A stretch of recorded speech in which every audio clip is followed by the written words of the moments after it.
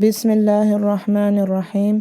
اللهم صل على سيدنا ومولانا محمد وعلى آل سيدنا ومولانا محمد وأصحاب سيدنا ومولانا محمد وبارك وسلم عليه. Incidents about those who were stingy in sending Durood Sharif upon the Holy Last Messenger sallallahu alaihi wasallam. Abu Ali Attar rahmatullah alayh narrates, Abu Tahir had jotted down some notes for me. I observed that anywhere that he had written the name of the Holy Last Messenger sallallahu alaihi wasallam, he had written Durood Sharif as well. I asked the reason and he explained. One day I saw the Holy Last Messenger sallallahu alaihi wasallam in a dream and I greeted him. I greeted repeatedly and the Holy Last Messenger sallallahu alaihi wasallam turned his illuminated face away from me each time. When I asked him the reason, he told me that it was because I had not written Durood Sharif with his name.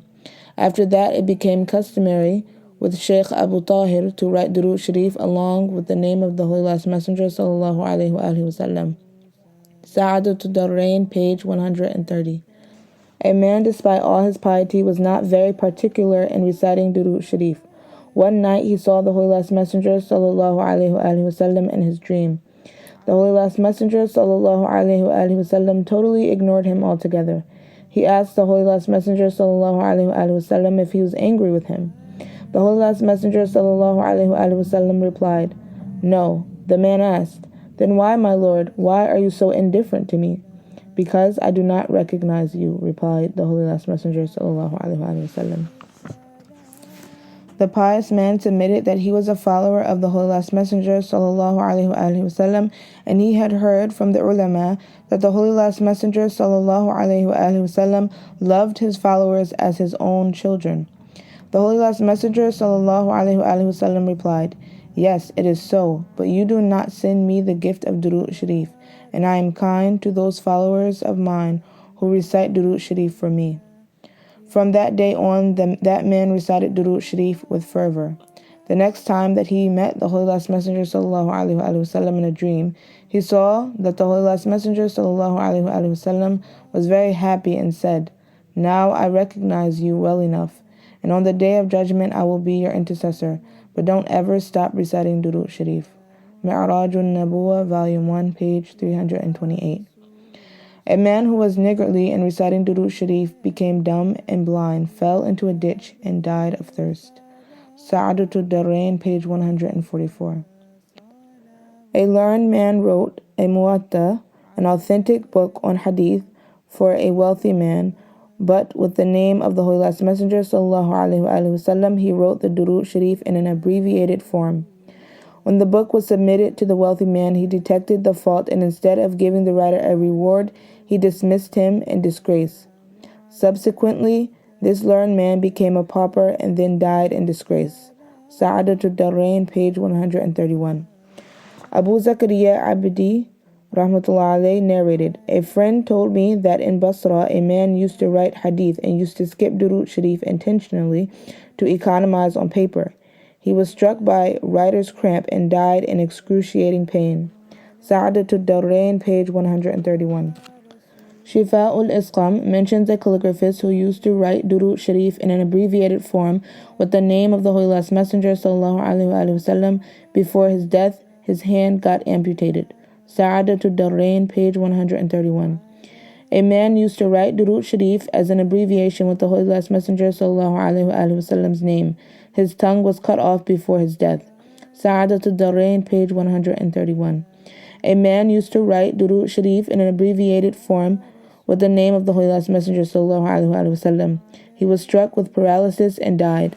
Sa'adatul Darrain, page 131. Another man also used to write Durood Sharif in an abbreviated form with the name of the Holy Last Messenger sallallahu alaihi wasallam. This unfortunate man was struck blind and resorted to begging.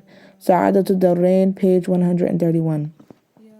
Warning: one should think over the aforementioned incidents.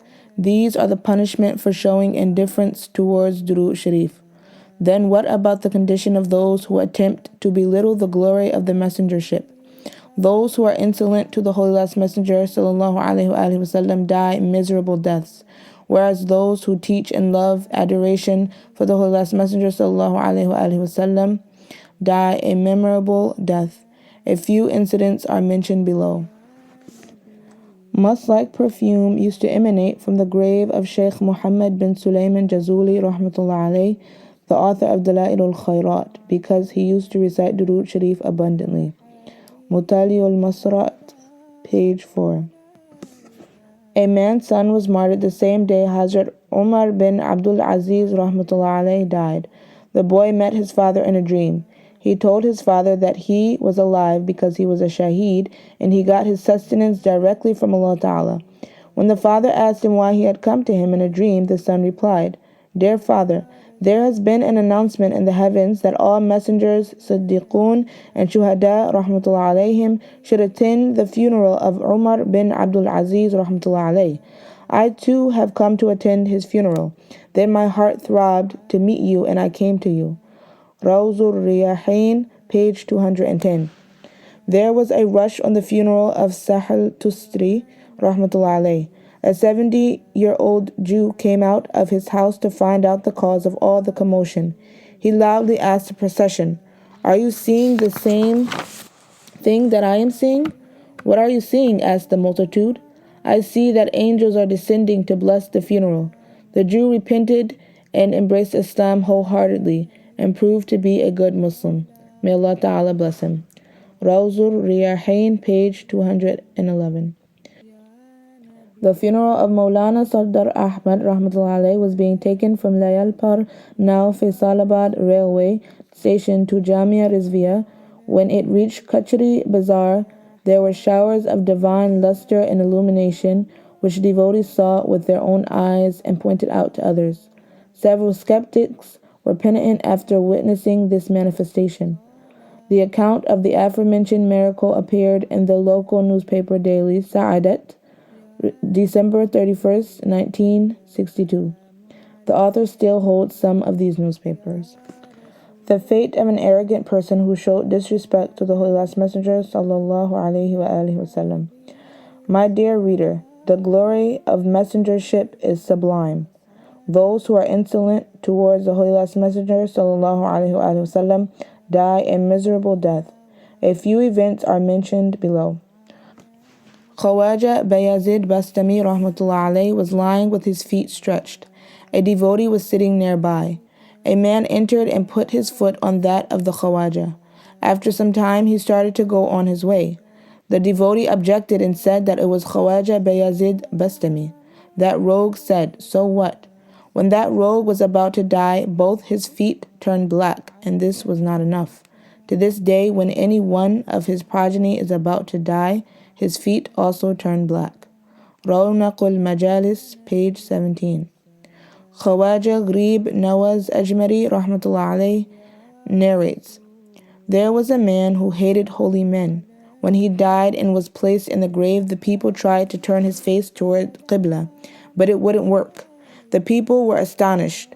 There was a voice from out of nowhere announcing that it was an exercise in futility to try to turn his face Qiblaward, because he used to turn his face away on seeing the holy men. He who would turn his face in disgust from my friends, I turn my face away from him. He is a condemned soul, and on doomsday such people will appear with faces of donkeys. Dalilul Arifin, page 23. Somebody brought this fact to the notice of Maulana Abdul Jabbar that Maulvi Abdul Ali, a preacher in an Amrita mosque and also a student of Maulana's Madrisa Ghaznawiya, had claimed that he was more learned than Imam Abu Hanifa rahmatullah alayh because he remembered more ahadith than the great Imam. After the incident was related to him, the Maulana rusticated Abdul Ali from his school and predicted that he would become an apostate.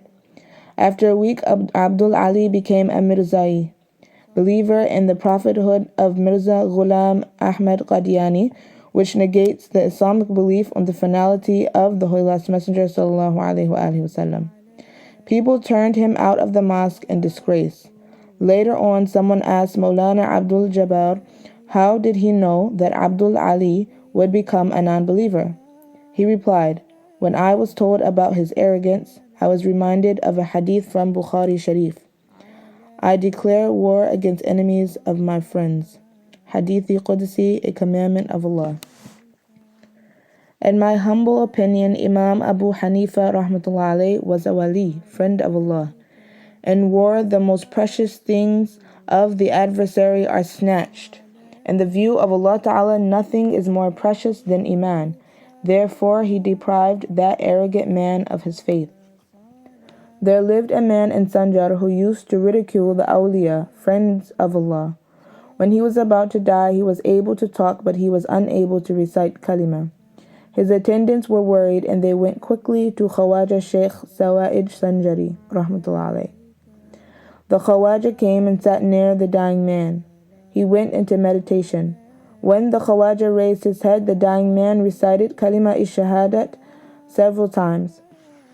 Then the saint explained that because of his insolence towards the awliya, Allah Ta'ala had rendered his tongue unable to recite kalima-i-shahadat. When this was revealed to the Khawaja, he implored Allah Ta'ala, and Allah Ta'ala promised to grant his recommendation provided the saints whom he used to ridicule forgave him. The Khawaja then contacted Ma'ruq, Kharaqji, Siri Siqti, Junaid Baghdadi, Bayazid Bistami, rahmatullah alayhim, and presented the unfortunate man's case and sought forgiveness for him, and these saints forgave him. The man himself explained that when he wanted to recite kalima-i-shahadat, a black entity would grip his tongue and would say, I am your blasphemy. When he was forgiven, a bright entity came and removed the black fiend and said, I am the consent of the saints, awliya. Then he said, I am seeing illuminated horses between the earth and sky. Their riders are also illuminated, and they are bowing their heads in utter humiliation. The man continued reciting kalima-i-shahadat until his last breath. Qala'id ul-Jawahir, page 255. Allahumma salli ala Sayyidina wa Mawlana Muhammad wa ala ali Sayyidina wa Mawlana Muhammad wa ashabi Sayyidina wa Mawlana Muhammad wa barik wa sallim alayhi.